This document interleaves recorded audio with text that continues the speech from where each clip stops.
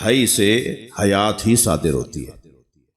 وہ ہمارے کسی عزیز کو دنیا سے جاتے ہوئے جب ہم دیکھتے ہیں تو وہ ہمارے اس عزیز کو مار نہیں رہا ہوتا، منتقل کر رہا ہوتا ہے اس حیات سے دوسری حیات میں، بلکہ اس سے پہلے والی حیات جو جسے آپ عالم میثاق کہیے، یعنی میں کیا کہوں، جو آیا ہے قرآن میں اور حدیث میں، جو اس سے پہلے والی حیات ہے وہ حیات اولا، وہ عالم میثاق کی حیات ہے، اسے عالم زر کی حیات بھی کہا گیا ہے، وہ عالم الست بھی کہا گیا ہے، جہاں ہم سب ایک ساتھ تھے، یعنی آپ کے میرے پردادا اور آپ کے میری مثلاً 5ویں نسل میں آنے والے جو بچے ہوں گے، اور آپ اور ہم سب ایک ساتھ تھے، کیونکہ بدن کا تو مسئلہ ہی نہیں تھا، وہاں روحوں کی خلقت کا مسئلہ تھا، وہ ساری روحیں ایک ساتھ تھیں، یعنی ہمارے اجداد بھی اور ہماری نسلوں میں آنے والے لوگ بھی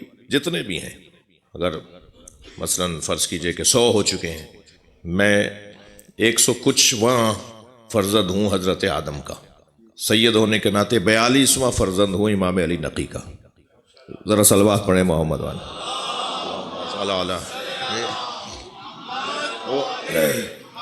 تو یہ جتنے ہمارے بزرگ گزرے ہیں وہ، اور جتنی ہماری آگے نسل آئے گی، اور ہم سب ایک جگہ تھے عالم الست میں، عالم میثاق میں، عالم زر میں، اور جو اللہ نے کہا تھا نا کہ الم احد یا بنی آدم ان لا تعبدوا الشیطان، اے بنی آدم کیا تم سے، قرآن، اے بنی آدم کیا تم سے عہد نہیں لیا گیا کہ تم شیطان کی پیروی نہیں کرو گے؟ کب لیا تھا عہد؟ یاد ہے آپ کو کسی کو؟ مجھے، آپ کو یاد ہے؟ قرآن غلط نہیں ہو سکتا، مجھے اپنے اوپر شک ضرور کرنا ہوگا کہ مجھے یاد نہیں آ رہا، تو یہ میرے حافظے کا مسئلہ ہے۔ وہ جو اللہ نے سب سے بنی آدم سے ایک ساتھ عہد لیا تھا، وہ وہی عالم زر ہے، وہی وہ عالم میثاق ہے، جس میں سب سے اللہ نے ایک ساتھ عہد لیا تھا کہ ان لا تعبدوا الشیطان، تم شیطان کی پیروی نہیں کرو گے۔ وہ جو حیات تھی، وہ حیات قبل از حیات دنیاوی ہے، پھر ایک مرتبہ ہم اس میں مراحل میں گزرتے ہوئے جس مرحلے سے جو گزرا ہے وہ حیات دنیاوی میں اس کے اثرات ہیں۔ میں لفظوں کو اللہ کرے جوانوں کو میں متوجہ کر پاؤں۔ آج اگر آپ میں سے کوئی، ہم میں سے کوئی کچھ اچھا یا برا ہے، تو اس میں ایک حصہ ان بزرگوں کی نیتوں کا اور کرداروں کا بھی ہے۔ 5ویں نسل میں جا کر آنکھیں نیلی ہو جاتی ہیں بچے کی، اب وہ ہمیں کوئی بتانے والا تو ہے نہیں کہ اس کے جو 5ویں پردادا تھے ان کی آنکھیں نیلی تھیں، وہ جینیٹک کے ذریعے سے آج اس کی آنکھیں نیلی ہوئی ہیں۔ جی، ایسے ہی ہاتھوں کی بناوٹ، ایسے ہی کان کی بناوٹ، ایسے ہی ناک کی بناوٹ، معلوم ہوا کہ وہ 7 پشتوں پہلے جو بزرگ تھے وہ اس اسٹائل کے تھے، وہ آج نسلوں میں۔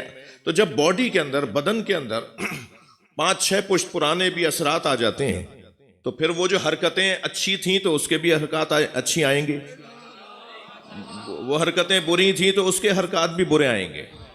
لہٰذا نسل میں، ایک صلوات پڑھیں محمد و آل محمد۔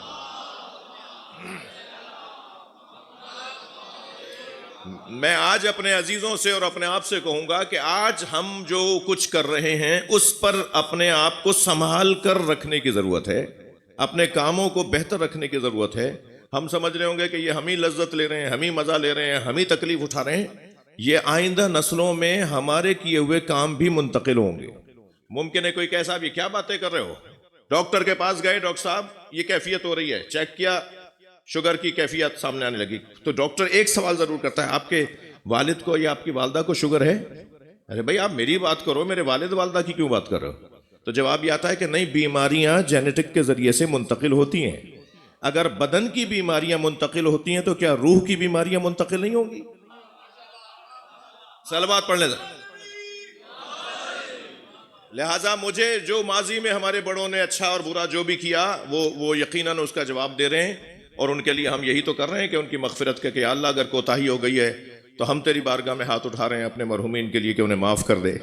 لیکن جب یہ کیفیت اگر مجھ پر واضح ہو جائے تو پھر مجھے اپنے آپ کو سنبھال کے رکھنا ہے کہ کہیں ایسا نہ ہو کہ 5 پشتوں بعد میرا پڑپوتا آ کے مجھے کچھ نہ کچھ بول رہا ہو کہ ہمارے دادا نے ایسا کیا ہوگا جو آج ہم ایسا کر رہے ہیں۔ وہ عالم الست میں، وہ عالم زر میں، وہ عالم میثاق میں ساری روحوں سے اللہ نے ایک ساتھ خطاب کیا تھا۔ پھر روحوں کو اللہ نے کسی کی پوتے کی روح بنا دی، کسی کو دادا بنا دیا، کسی کو پڑپوتا بنا دیا، یہ اس کی مرضی۔ یہ نہج البلاغہ میں خطبہ حمام کے آغاز میں جو مولا علی علیہ السلام نے متقین کی صفات بیان کرتے ہوئے ارشاد فرمایا ہے، اس کے آغاز میں حضرت نے اس مفہوم کو بیان فرمایا ہے کہ جو میں یہاں عرض کر رہا ہوں۔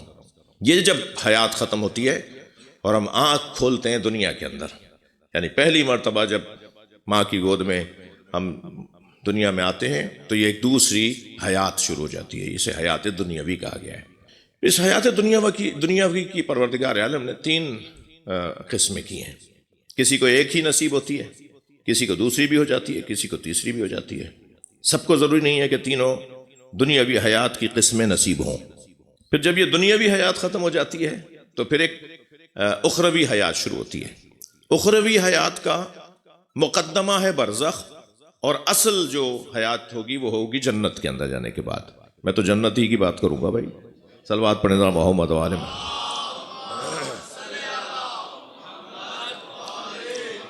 ایک اور بلند صلوات نبی کی ذات اللہ۔ وہ جو برزخی حیات ہے اس کے بھی اپنے تقاضے ہیں، اس کے بھی اپنے جلوے ہیں، اس کے بھی اپنے منظر بیان ہوئے ہیں کہ برزخی حیات کیسی ہے۔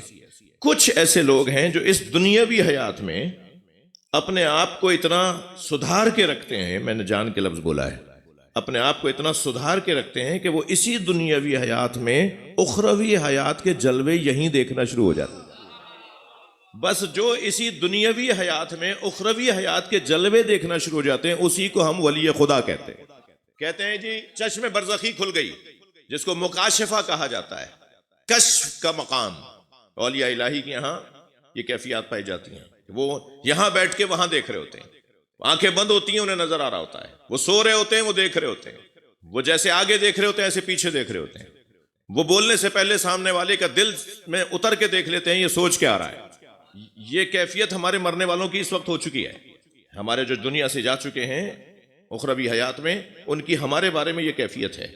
ہم ایک چیز سوچ کر چل رہے ہوتے ہیں، اچانک ایک کوئی جانور، کوئی چڑیا، کوئی مینا، کوئی مثال کے طور پہ کبوتر، کوئی ایسا حرکت ہمارے سامنے سے کر کے جاتا ہے کہ ہماری رائے بدل دیتا ہے وہ، اور پھر ہم اس راستے کو چھوڑ کے کسی اور، پھر بعد میں معلوم ہوتا ہے کہ اگر ہم چلے گئے ہوتے تو یہ قیامت آ گئی ہوتی۔ وہ در حقیقت ایک روح نے ہماری مدد کی ہوتی ہے، جو یا ہمیں پتا ہو رہا ہوتا ہے یا برزخی آنکھیں کھلنے والے یعنی برزخ میں رہنے والوں کو پتا ہوتا ہے یہ ہمارا بچہ کیا سوچ رہا ہے۔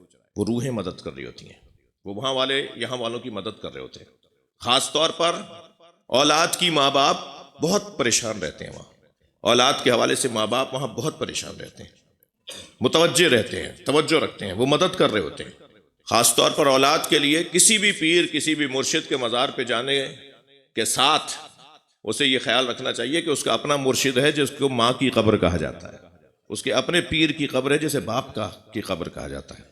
اپنے پیر کے پاس جائے وہ زیادہ جلدی سنے گا، اس کی توجہ زیادہ ہوگی اپنے اس عزیز کے اوپر۔ ان کی جو وہاں اس وقت کیفیت ہے، ان کی آنکھیں کھلی ہوئی ہیں، وہ سب کچھ دیکھ رہے ہیں، وہ جان رہے ہیں، ان کی آنکھوں سے حجاب ہٹ گئے، یہ دیواریں ان کے لیے ہیں نہیں، یہ رکاوٹیں ان کے لیے ہیں نہیں، وہ دل و دماغ میں اتر کے وہ کیفیت ان کی ایسی ہوتی ہے۔ یہاں کچھ لوگ ہوتے ہیں جو ہوتے دنیاوی حیات میں ہیں مگر ان کی چشم برزخی کھل جاتی ہے۔ یہ مضمون آپ اس سے متفق ہیں تو آگے بڑھاؤں؟ ایک صلوات پڑھیں ذرا محمد و آل محمد۔ اور بھی بلند صلوات اچھا۔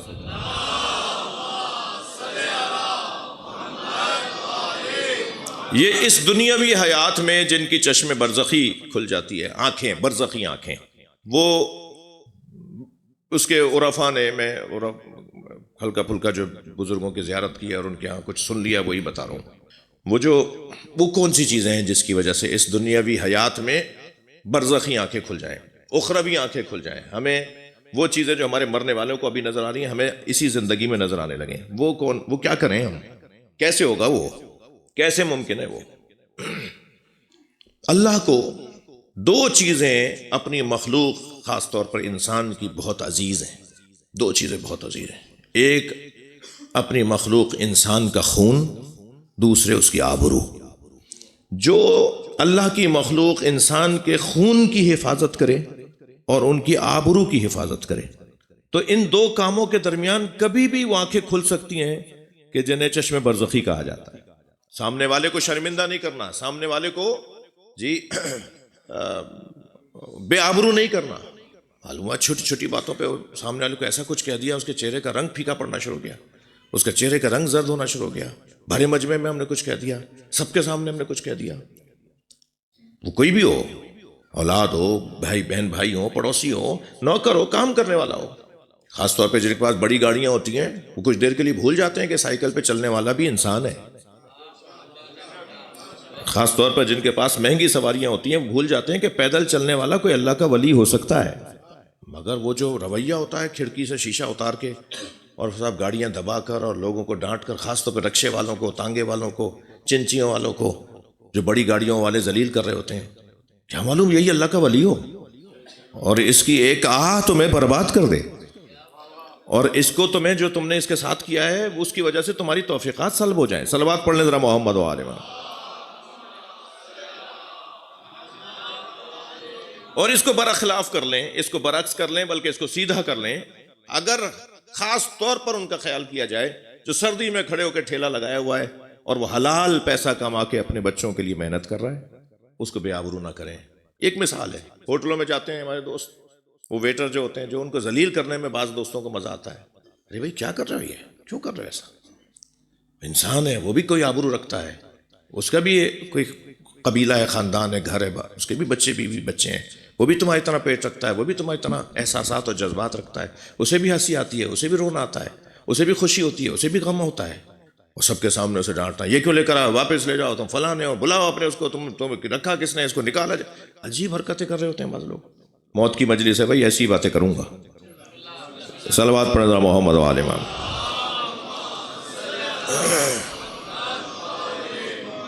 ایک خون،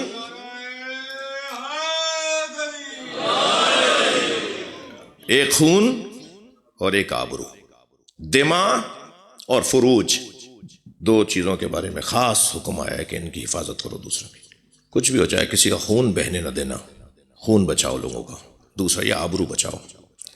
ویڈیو بن رہی ہے، میں کوشش کرتا ہوں کہ ایسے الفاظ استعمال کروں جو ممبر کے زبان کے مطابق ہو، ممبر کے آداب کے مطابق. ایک بہت بڑے اللہ کے ولی گزرے، آیت اللہ مامقانی، علماء اہل مطالعہ جانتے ہیں، عارف باللہ، اللہ کا ولی عالم. ان سے کسی نے پوچھا ان کے آخری وقت میں کہ آپ کو یہ مقام اور یہ جو عظمت ملی ہے، آپ کو کچھ اندازہ ہے یہ کس وجہ سے ملا ہے؟ صاحب کرامت عالم، یا آپ کو یہ مقام کس وجہ سے ملا؟ انہوں نے کہا مجھے تو کوئی خاص نہیں نظر آتا کہ میں نے کچھ کیا ہو. عبادت تو فرض تھا، فرض ہے، وہ تو سب کو ہی کرنی ہے، میں نے بھی کی ہے. مگر مجھے کچھ یہ جو آنکھیں کھلی ہیں میری، بہت ساری چیزیں مجھے نظر آ رہی ہیں، بہت ساری چیزوں کو میں سمجھ لیتا ہوں، یہ جو کیفیت ہے میری، یہ مجھے یاد نہیں آتا سوائے ایک بات کے، اور وہ یہ کہ میرے پاس جو میرے ملنے کا وقت ہوتا تھا کہ شرعی مسائل پوچھنے لوگ آ رہے ہیں، تو میرے پاس ایک خاتون کا نمبر آیا کہ وہ آ کے مجھ سے بات کرے، اور قریب آ کے بیٹھی شرعی مسئلہ پوچھنے کے لیے. بیٹھتے بیٹھتے اس کے باد معدہ خارج ہو گیا، ریح اس کی خارج ہوئی بڑی آواز سے. تو میں نے فوراً اس سے کہا کہ میں بہرا ہوں، اونچی آواز میں بات کرنا. صلوات پڑھیں ذرا محمد و آل محمد. جی، اس کے جو چہرے کا رنگ پھیکا پڑ رہا تھا، اس کے چہرے پہ جو زردی آ رہی تھی، ایک مرتبہ وہ سرخی میں تبدیل ہو گئی، اس کے چہرے پر اطمینان آ گیا، اور وہ پھر اونچا بولتی رہی. اور میں نے اس سے کہنے کی وجہ سے اللہ سے دعا کی، اللہ مجھے بہرا کر دے تاکہ میں کبھی یہ نہ کہوں کہ میں سنتا ہوں مگر سنتا نہیں ہوں. پھر اللہ نے مجھے بہرا کر دیا، پھر مجھے واقعی اونچی آواز میں ہی آواز آتی ہے. اس کے بعد جو میری آنکھیں کھلیں، پھر جو میں دیکھنا شروع ہوا، وہ مقامات جو ولایت کے مقامات ہیں، وہ جو عظمتوں کے مقامات ہیں. تو میرے عزیزو، ایک ہے، ورنہ اس کے اوپر مکمل گفتگو ہے، بلکہ گھنٹوں کی گفتگو ہے جو عرفہ کرتے ہیں. یہ عرفہ کی جو محفلیں ہوتی ہیں اس میں اس طرح کی گفتگو، یہ والی بحث کئی نشستوں کی بحث ہے کہ کیا کیا کرنا ہے جو اسی دنیا میں ایسے ہم ہو جائیں جیسے ہمارے مرنے والے، یعنی وہاں والے جیسے کمالات رکھتے ہیں، وسعتیں رکھتے ہیں. ایک لمحے میں ہمارا عزیز کربلا چلا جائے گا، ان کی روح ایک لمحے میں مشہد چلی جائے گی. وہ صبح کی نماز نہیں، بلکہ ایک لمحے کے بعد پوری دنیا میں گھوم رہے ہوں گے. ابھی ہم ان کو اگر یاد کر رہے ہوں گے تو وہ یہاں بھی آ جائیں گے، ہمیں سن بھی رہے ہوں گے. اتنی طاقت، لوگوں کی رہنمائی کرنا، لوگوں کو مرنے سے بچانا، لوگوں کو گمراہی سے بچانا، یہ اولیاء الہی کر رہے ہوتے ہیں. یہ ہم تو بہت پہلے سے کہہ رہے تھے. ہمارے محترم مقدس اور معظم مفتی جناب مفتی تقی عثمانی صاحب نے پچھلے دنوں فرمایا نا دیوبندی برادران کے مجمع میں کہ اولیاء الہی کے مرنے کے بعد ان کا فیض کم نہیں ہوتا ہے، بڑھ جاتا ہے۔ تو ہم بھی تو یہی کہہ رہے تھے کہ اولیاء الہی کا فیض بڑھ جاتا ہے۔ صلوات پڑھیں ذرا نبی اور علی نبی پر۔ وہ جو فیض بڑھ جاتا ہے وہ یہی والی بحث ہے۔ یہ جو دنیاوی حیات ہے، اس دنیاوی حیات کے اللہ نے 3 حصے کیے ہیں۔ وَعَلَمُوا أَنَّمَا الْحَيَاةُ الدُّنْيَا لَعِبٌ وَلَهْوٌ، جان لو دنیاوی حیات کھیل کود ہے۔ وَزِینَةٌ وَتَفَاخُرٌ بَيْنَكُمْ، یہ دنیاوی حیات حسن و آرائش پر فخر کرنا اور اظہار جمال اور اظہار حسن کرنا ہے۔ وَتَكَاثُرٌ فِي الْأَمْوَالِ وَالْأَوْلَادِ، اور مال کی کثرت پر اور اولاد کے تعدد پر فخر کرنا ہے۔ میرے 6 بیٹے ہیں، 5 بیٹیاں ہیں۔ اب تو خیر یہ بولنے والے کم ہوتے جا رہے ہیں، اب تو فخر سے کہتے ہیں 2 بچے ہیں۔ وہ 2 بچے بھی پھر آہستہ آہستہ 1 تک ہوتا چلے، ایسا پتہ نہیں کیا کیا کھا رہے ہیں، 1 سے زیادہ بچے ہی نہیں ہو پا رہے آج کل۔ وہ بیگم صاحبات بھی کہتی ہیں صاحب وہ ہمارا وہ ختم ہو جائے گا، وہ جو کیفیت ہے ہماری جوانی والی، ورنہ الحمدللہ بزرگوں کے یہاں تو 10 12 بچے تو بات ہی نہیں تھی کوئی، کہ کثیر العیال۔ نبی فرما رہے ہیں کہ اپنے بچے زیادہ رکھو تاکہ میں قیامت میں فخر کروں کہ میری امت بڑی تھی، اور امتی کہہ رہے ہیں 2 ہی بچے اچھے، اور پھر لاج کروا لیتے ہیں اور نہ جانے کیا کیا اپنے ساتھ زیادتیاں کر رہے ہوتے ہیں۔ کوئی اسلام کا نعرہ نہیں ہے 2 ہی بچے اچھے کا نعرہ۔ 2 ہی بچے اچھے کا نعرہ اگر اسلام کا نعرہ ہوتا نا تو حضرت ابو طالب کے چوتھے کو علی کہتے ہیں۔ کیا کرتی ہے امت؟ صلوات پڑھیں ذرا محمد و آل محمد۔ مولا علی چوتھے بیٹے ہیں، اپنی اولاد میں حضرت ابو طالب کی اولاد میں سب سے کم سن ہے، سب سے بعد میں آنے والا سب سے باصلاحیت تھا۔ ایک اور صلوات مولا کی ذات۔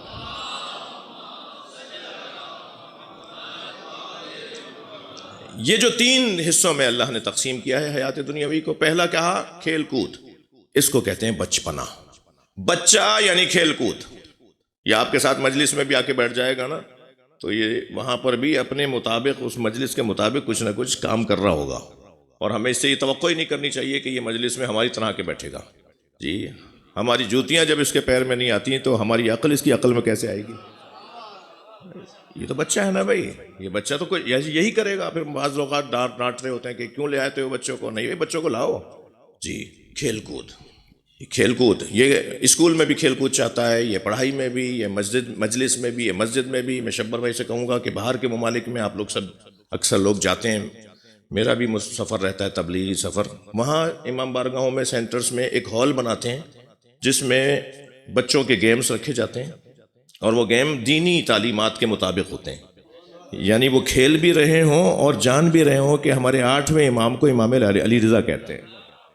نماز میں جماعت میں ایسے پڑھا جاتا ہے اور رکوع میں یہ پڑھا جاتا ہے۔ وہ کھیل کھیل میں اتنے گیمز آ گئے ہیں خاص طور پر اس وقت، تو میری خواہش ہے یقیناً ہو گیا ہوگا، ورنہ نہیں ہوا تو یہ شبر بھائی ایک ہال یہاں پر آپ کے پاس جگہ ہو سکتی ہے، جیسے ابھی ہم بیٹھے تھے اس ٹائپ کا ایک، اس میں صرف بچوں کی چیزیں رکھی ہوں، اور وہاں ایک مانیٹر ہو، وہاں ایک ذمہ دار ہو۔ معلوم ہم ماں باپ چھوڑ کے وہاں گئے، مجلس کے بعد جب لینے گئے تو وہاں سے ملا ہی نہیں، تو کچھ کنٹرول اس کا نظام بنے گا، ایسے تو نہیں ہوگا۔ یہ تو ایک اصلی رائے ہے اس کی، پھر پورا نظام بنے گا، پھر اس کے تقاضے پورے ادا ہوں گے۔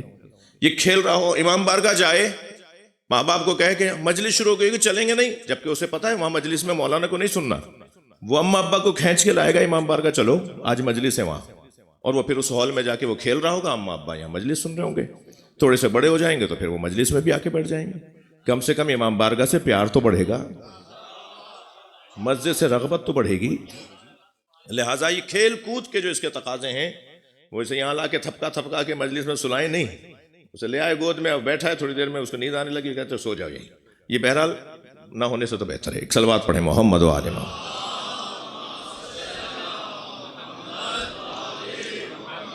دوسرا عنوان زینۃ و تفاخر بینکم، حسن اور آرائش کا اظہار، اور حسن و آرائش کے ذریعے سے اپنے آپ کو دکھانا اور بتانا، اسے کہتے ہیں جوانی۔ آئینے کے سامنے کھڑے ہونے کا دور، ہیئر اسٹائل کا دور، فیشن کا دور، زمانے میں کیا چل رہا ہے، کیسے کپڑے پہنے جا رہے ہیں، اس کا دور۔ ارے یہ کپڑے تو پرانے ہو گئے، یہ والا ڈیزائن اب پرانا ہو گیا، یہ کون سا پہن رہے ہو، یہ والی باتیں کرنے والا جوان، جی ہٹتا ہی نہیں آئینے کے سامنے سے، بار بار گھوم گھوم کے وہیں آ کے کھڑا ہو جاتا ہے۔ اماں کی آواز آتی ہے کتنی دفعہ دیکھو گے، اور یہ اپنے آپ سے باتیں بھی کر رہا ہوتا ہے اور سوچ رہا ہوتا ہے دیکھو لوگ کہتے ہیں میری ناک موٹی ہے، انہوں نے فلاں کی دیکھی ہے، لوگ کہتے ہیں میری آنکھیں چندی ہیں، انہوں نے فلاں کی دیکھی ہے. یہ بد سے بدصورت بھی ہو تو آئینے کے سامنے اللہ کی تعریف کر رہا ہوتا ہے کہ مجھ سے زیادہ تو کوئی حسین ہی نہیں ہے. یہ اللہ کا کرشمہ ہے کہ ہر شخص کو اس نے مطمئن بنایا ہے. جب وہ اپنے آپ کو دیکھ رہا ہوتا ہے تو اللہ کی تسبیح پڑھ رہا ہوتا ہے، چاہے وہ معصور تسبیح نہ پڑھ رہا ہو، لیکن ذکر اور خیال اس کا اللہ کی طرف جا رہا ہوتا ہے. لہٰذا حکم بھی ہے کہ آئینے کے اوپر ایک دعا لکھو کہ یا اللہ تو نے جیسے مجھے حسین بنایا ہے ایسے مجھے حسین باقی رکھ. یہ آئینے کے سامنے یہ باہر نکل کے اچھل کود، ایک ویل پہ گاڑی چلا رہے ہیں، آدھے آدھے کپڑے پہنے ہوئے، پھٹے پھٹے کپڑے پہنے ہوئے. بھئی کیا پہن کے آ گئے کہ یہ فیشن ہے، جگہ جگہ سے پینٹ پھٹ رہی ہے، جگہ جگہ سے شرٹ پھٹ رہی ہے. کیا ہے بھئی؟ یہ زینت و تفاخر، جوانی. یہ حسن بینی بھی چاہتا ہے، اپنے آپ کو دیکھ دیکھ کے خوش بھی ہوتا ہے، اور یہ حسن آرائی بھی چاہتا ہے کہ لوگ اسے دیکھ کر خوش ہوں، تعریف کریں. فوراً اسے وہ بندہ اچھا لگتا ہے جو اس کی تعریف کر رہا ہوتا ہے، یہ اس سے رغبت پانے لگتا ہے جو اس کی تعریف کر رہا ہوتا ہے. یہ ہے حسن آرائی. اور اس سے پہلے جو اپنی سجا کے باہر نکلتا ہے یہ ہے حسن بینی، یہ ہے فطرت، یہ ہے جوانی. عزیزان گرامی، حسن کے باب میں بچپنا حسن کی طرف لے جا رہا ہوتا ہے، بڑھاپا حسن سے زوال کروا رہا ہوتا ہے، لیکن مکمل جو حسن کا دور ہوتا ہے وہ جوانی کا دور ہوتا ہے. اللہ بھی جمیل ہے، جمال کو پسند بھی کرتا ہے. اللہ خود بھی حسین و جمیل ہے اور جمالیات کو پسند بھی کرتا ہے، اسے جمال پسند ہے. جب میں اور آپ اپنا حسن دیکھنے لگیں تو آئینے کی تلاش کریں. اللہ جب اپنا حسن دیکھتا ہے تو وہ کیا کرتا ہے؟ اللہ نے بھی 14 آئینے بنائے، ان 14 میں اپنے جمالات کو دیکھتا ہے اور انہی کے ذریعے سے حسن آرائی کرواتا ہے.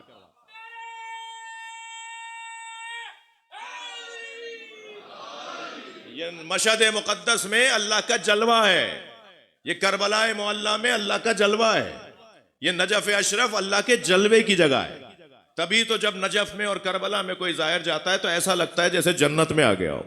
میں شیعوں کی بات نہیں کر رہا، حتیٰ ہندو بھی وہاں جاتا ہے، حتیٰ عیسائی بھی جب کربلا جاتا ہے تو کہتا ہے کہ ایسا لگ رہا ہے جیسے میری روح کو غذا مل رہی ہے.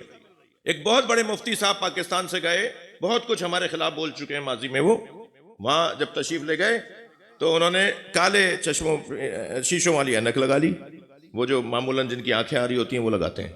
تو کسی نے بعد میں ان سے پوچھا کہ بھئی یہ آپ تو یہ چشمہ نہیں لگاتے؟ کہنے لگے بار بار آنکھوں میں آنسو آ رہے تھے، میں نہیں چاہ رہا تھا میری آنکھوں میں آنسو کوئی دیکھ لے اور بعد میں کہے تو وہاں جا کے رو رہے تھے. تو کیا مطلب ہے؟ چھپانے سے آنسو رک جائیں گے؟ ایک کیفیت ہے، وہ اللہ کا جلوہ ہمیں وہاں نظر آ رہا ہوتا ہے. جی المتجلی، میں اپنی بات کو مستند بناؤں، بعض ہمارے یہاں لوگ کہتے ہیں غلو ہو رہا ہے تو ان کی تسلی کو وہ بنا رہا ہوں، مستند بنا رہا ہوں، ان کی تسلی کے لیے حدیث سنا رہا ہوں. المتجلی لخلقہ بخلقہ، یہ زیارت نامے کا جملہ ہے. سلام ہو ان ہستیوں پر، المتجلی لخلقہ، اللہ مخلوق پر مخلوق کے ذریعے سے تجلی کرتا ہے. وہ ہم مخلوق ہیں جن پہ اللہ کی تجلی ہوتی ہے، اور اللہ کی تجلی جس کے ذریعے سے ہوتی ہے وہ یہ 14 ہیں.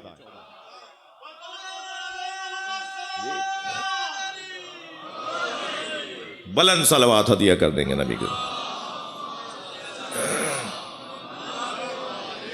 یہ ہے جوانی، یہ ہے حسن کا دور. اور پھر تیسرا دور آتا ہے وَتَكَاثُرٌ فِي الْأَمْوَالِ وَالْأَوْلَادِ، مال کی کثرت پہ اور اولاد کے تعدد پر فخر کرنا. میرے اتنے بیٹے ہیں، میرے پاس اتنی دکانیں، اتنی زمینیں، ہماری فیکٹری میں 400 لوگ کام کرتے ہیں. بار بار بتانا، بار بار جتانا، اپنے آپ سے کہنا، دوسروں سے کہنا، یہ بڑھاپے کا مزاج ہے. بوڑھا ہو کر، بزرگ ہو کر وہ اس بات پہ فخر کر رہا ہوتا ہے میرے 4 بیٹے نہیں ہیں، 4 بینکوں کا مالک ہوں. ارے 4 بینکوں کے مالک ہو؟ ہاں میرے 4 بیٹے ہیں. یہ اصطلاحیں بزرگ بعض اوقات بول رہے ہوتے ہیں. یہ بڑھاپے میں مال کی کثرت پر اور اولاد کے تعدد پر اسی کو دیکھ دیکھ کے وہ خوش ہو رہے ہوتے ہیں، اسی سے انہیں جان مل رہی ہوتی ہے، اسی سے انہیں توانائی مل رہی ہوتی ہے. یہ بڑھاپا ہے. لیکن عزیزو، اگر اولاد مر جائے تو یہ ایسے ہی دکھی ہوتا ہے جیسے اولاد کو زندہ دیکھ کر خوش ہو رہا ہوتا ہے. اولاد کا مرنا بڑے بڑے لوگوں کو بوڑھا کر گیا، دیکھتے ہی دیکھتے بال سفید ہو گئے. صبح شام روکنے کے باوجود بھی آنسو رک نہیں رہے. بہت سمجھا رہے ہیں لوگ، مگر کیا کروں کہ دل میں آگ لگ رہی ہے، سینے میں آگ لگ رہی ہے.